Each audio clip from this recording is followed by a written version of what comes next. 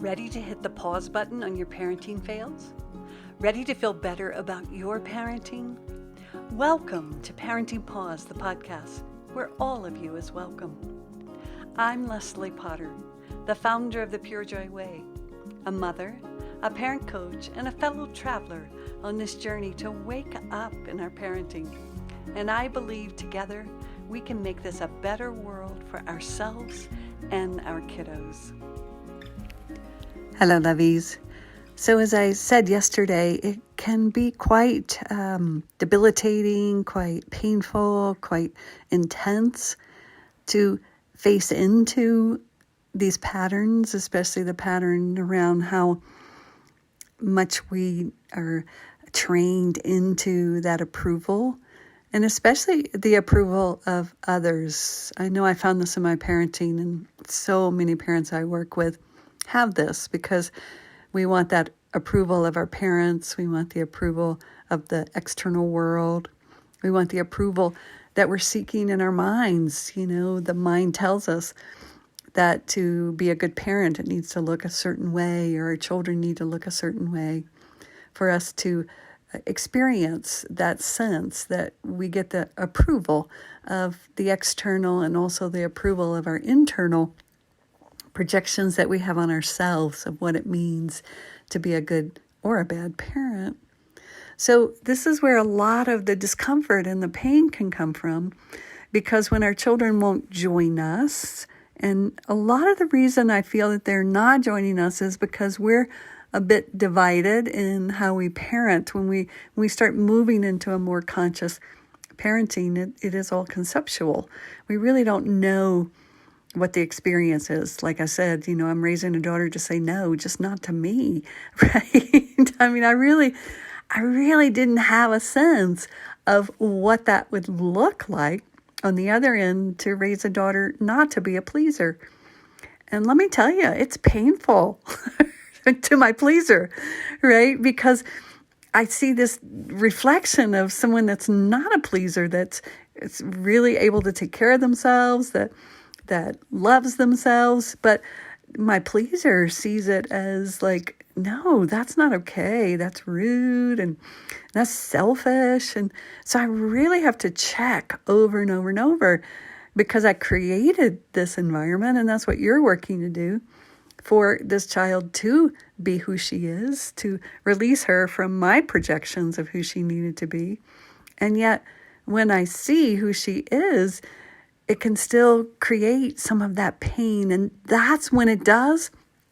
That's when I know that I'm still seeking that, even though I say I want to be conscious, and I know this happens for so many of you. I say I want to create this environment. But now that I'm seeing how she turns out, it comes up in my face, and I'm sure it does for you, that, oh, no, I didn't mean it to look that way. I mean, I think I had this idea, and you might also, that, you know, I think she was going to turn out like me, but maybe healthfully, right? I thought she was going to be, you know, not like a pleaser, but she would just actually want to give things, and she would be intrinsically motivated to be kind to others, you know, all the things that, you know, I had to really look at. It was like, so it's a little bit shocking, and it might be for you too, to see like what another human is like when they are supported to be their own being, to find their own way, to follow their own path, to live into their highest values. It still rubs up against my idea of, well, that's not very kind, or that's not pleasing, or that's not taking care of me. And I'm not saying that your children won't do that, because my daughter is. She's very kind. She's very generous. She's very loving, right, in her life. It's just in our relationship, when I still have my agendas that, you know, come toward her, that she will not, the way I see it, the gift she gives me is that she will not join me anytime I'm trying to purchase love, or trying to please, or trying to get her approval, or get her to join me in my sense of lack. She will not join me. And that's the beauty of watching another human being that will not join in with the program, the conditioned program. And yet to the conditioned program, it can still be disturbing because I want to go there, right? I want to go, well, maybe I raised you to do that. Maybe I didn't raise you, but maybe I did, and it all turns into coming back to us again, right? And to me, what I did or I didn't do.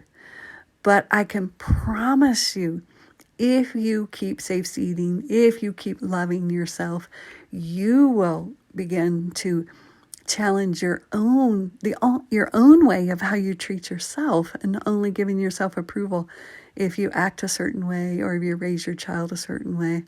That will begin to fall away, and something much deeper and more profoundly beautiful will arise. Thank you for listening to this episode of Parenting Paused. If you enjoyed the episode, do me a favor and share it with your mama friends. You can also leave a review wherever you listen, which will support getting the Pure Joy message out. Come on over to the Pure Joy Parenting Practice Facebook page or join me on Instagram to hear more. And don't forget to download your free copy of the Safe Seat course on the Pure Joy website. And while there, check out the offerings page to go deeper in the Pure Joy work.